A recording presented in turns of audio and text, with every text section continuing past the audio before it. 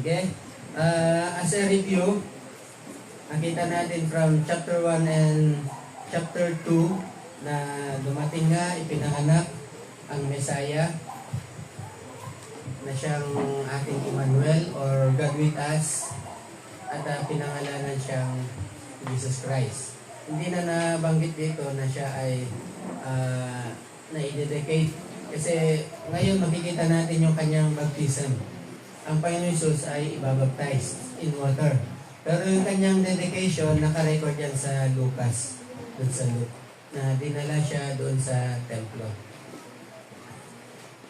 And nabasa natin yung pagdalaw nga ng mga pantas, yung mga wise men from the east, and then yung pagpatay ni Herod sa mga bata from 2 years old pababa. Okay? So, which means na chapter 2, nag-end tayo nasa age 2 years old, or at least nasa 2 years old ang ating Panginoon Jesus, or pwedeng mas mababa pa sa 2 years old. Pero this time, chapter 3, mababasa natin ang Panginoon Jesus nasa age 30 na siya. Nasa approximately, of course, mga 30 years old pataas. So, from chapter 2 to chapter 3, meron nang lumipas na 30 years at least. 30 years. So, hindi na natin nabasa yung paglaki ng ating Panginoon Jesus. Of course, hindi na sinulat, kaya hindi na natin titignan. Pero, alam natin ang Panginoong Jesus ay na-train siya ng kanyang tatay, si Joseph, bilang isang karpentero. Okay? Ang karpentero noon ay yung nagkuhan sila ng mga bato. Parang sa atin ngayon ay kaya mason yun, sa atin ngayon. Pero sa kanila, karpentero sa nagtatapos ng mga bato. Kasi noon, puro mga bato yung pinoconstruct ng bahay. And of course, pati kahoy, mga woodworks. Yun, doon na-trade ang ating Panginoon Jesus, kanyang trade, earthly na trade. Pero this time, chapter 3, ang pasimula na ng kanyang pagmi-ministry. At magsisimula yan sa pagbautismo sa kanya sa tubig. But before that, may encounter tayo ulit ng panibagong karakter. Although, kilala niyo na. At yan ay si John the Baptist. Okay? Si Juan na tagapagbautismo. Nang mga araw na iyon, sabi sa chapter 3 verse 1, nang mga araw na iyon, ay dumating si Juan na tagapagbautismo na nangangaral sa ilang ng Judea doon sa wilderness, na nagsasabi, magsisi kayo sapagkat malapit na ang kaharian ng langit, sapagkat siya ang tinutukoy sa pamamagitan ng propeta. Siya yan ay si John the Baptist. Si John the Baptist, ayon kay Matthew, ang tinutukoy ni propeta Isaiah, nang kanyang sabihin, ang tinig ng isang sumisigaw sa ilang, ihanda ninyo ang daan ng Panginoon, tuwirin ninyo ang kanyang mga landas. Si Juan, ito yung kasuotan ni Juan, ay nagsusuot ng damit na yari sa balahibo ng kamelyo at ng isang pamigkis na balat sa kanyang baywang. Ang kanyang pagkain ay mga balang at pukyutan.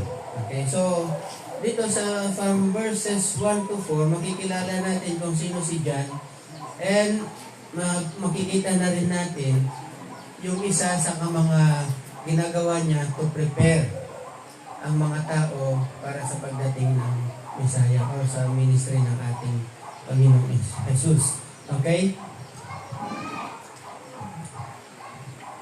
Si John the Baptist, unang-una of course ay pinsan. Pinsan ng ating Panginoong Jesus. Paano siya naging pinsan? Dahil si Elizabeth, na nanay ni John the Baptist, at si Mary, na nanay ni Jesus Christ, ay magpinsang buo. Okay. Kumbaga sa English ay first cousin. Pinsang buo sila. Pero yung kanilang mga tatay, si Zacarias, yung tatay ni John the Baptist, ay nabibilang sa mga lahi ng mga priest.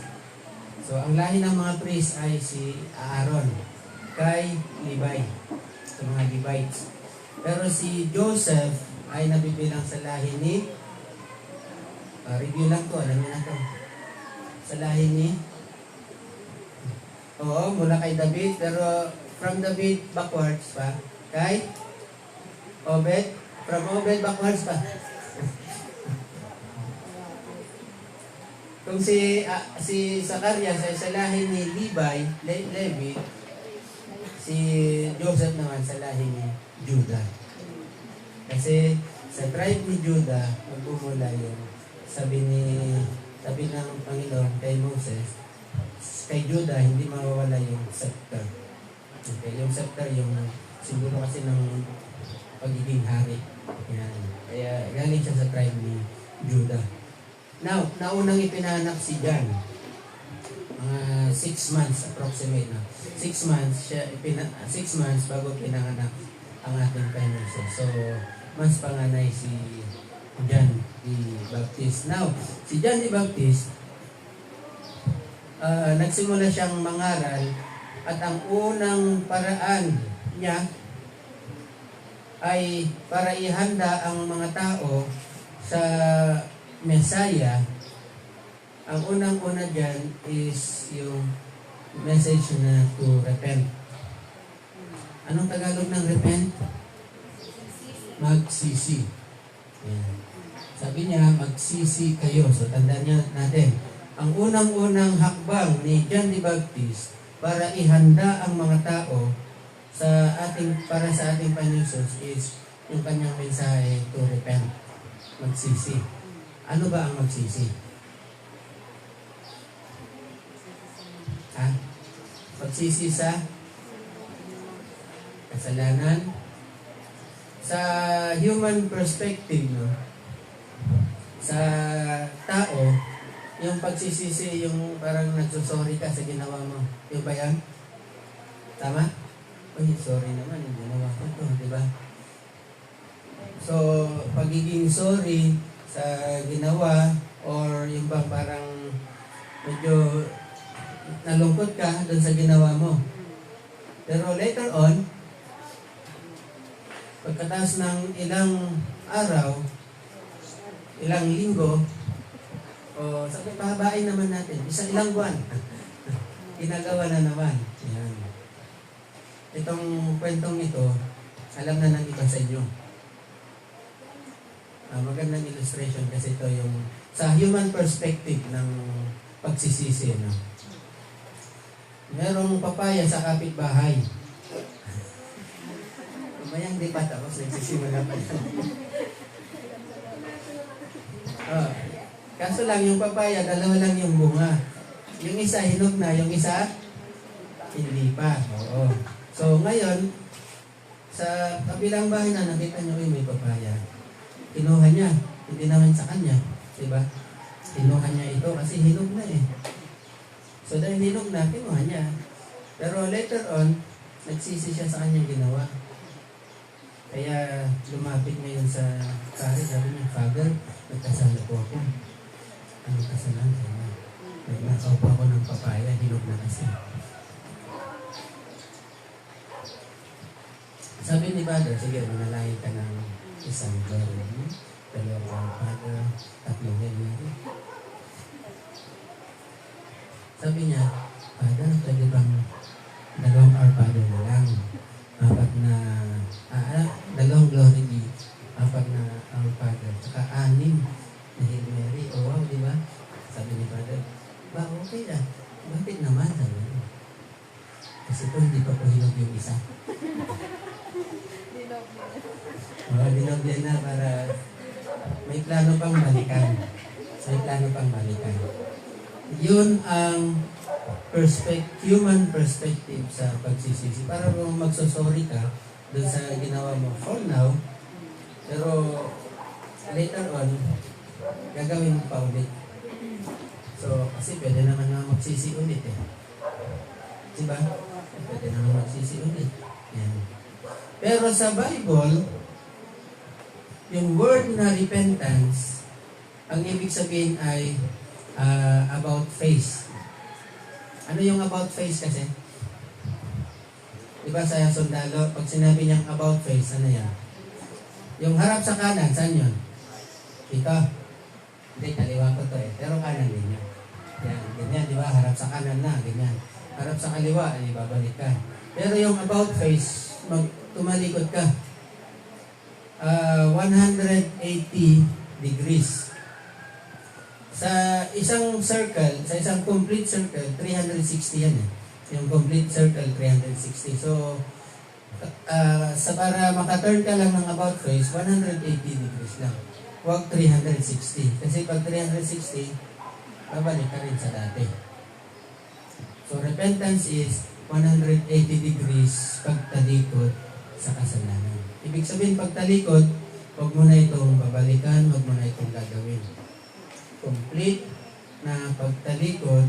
At hindi lang pag-change of mind, pag-change of direction din yung repentance. Change of direction. Ano ibig sabihin ng change of direction? Sige Lord, tatalikod lang sa kasalanan. Ganyan.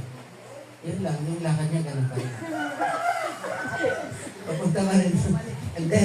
Change of direction. So, tumalikod ka, pero yung direction mo, pa ganun lang. Paabante, papunta sa ating Panginoon. Yun ang repentance. So, ang sabi ni John the Baptist, pinakaunang-unang message niya ay yung resounding repent. Bakit daw? For the kingdom of God is at hand. Ang paghahari ng langit ay darating na. Darating na. Padating na. Ayan. Nung panahon ni John the Baptist, padating na yung paghahari ng langit. Ngayon kaya? Ha? Mas lalo na. Mas lalo nang darating. Baka nandito na nga. Yung paghahari ng Diyos. Pero ang pagbabalik ng Panginoon Jesus, of course, mas malapit na. Okay. Pero yung paghahari ng Diyos, dito sa kanyang kingdom, ay naghahari na siya sa buhay ng bawat isa sa atin. Now, sabi ni John, magsisi kayo. Ito. Magsisi kayo sapagkat malapit na ang kaharian ng langit. Sapagkat siya ang tinutukoy sa pamamagitan ng propeta Isaiah nang kanyang sabihin, ang tinig ng isang sumisigaw sa ilang, ihanda ninyo ang daan ng Panginoon, tuwirin ninyo ang landas, ang kanyang mga landas. Ito ay may idea sa panahon noon kasi merong advance party. Kung halimbawa ang isang hari o isang dignitary, isang mataas na tao, hindi naman yung matangkad. Ibig sabihin ay may posisyon. Okay? Mataas yung posisyon. Pagdadalaw siya sa isang bayan,